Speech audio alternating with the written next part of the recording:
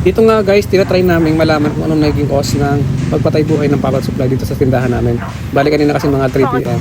Sobrang lakas daw ng hangin. Eh hindi naman nag-trip yung breaker namin. Kaya ang suspension namin dito sa service entrance from feeder line from Meralco. Dahil nga, yun nga, patay buhay siya. So ibig sabihin, merong something na naglo-loose either doon sa main breaker natin or dito sa main supply.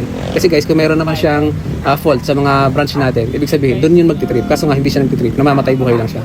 Kaya ito yung tinitingnan namin dito sa may service entrance. So dito nga guys, sinisilip niya kung merong sugat yung wire papasok ng pinaka-cap niya.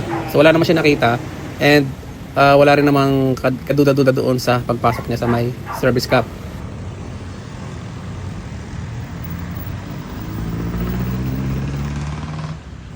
So dito nga guys, yung may sugat na sinasabi ko kanina, ito yung nakita niya. So tinatanggal na yung tape, tapos papalitan niya ng bago.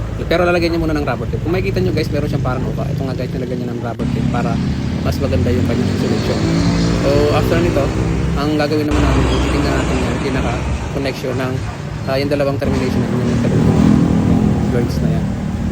So dito guys, makikita niyo na bare na siya, tinanggal na kasi electrical tape niya. Bali connection po yan na parang aluminum to copper.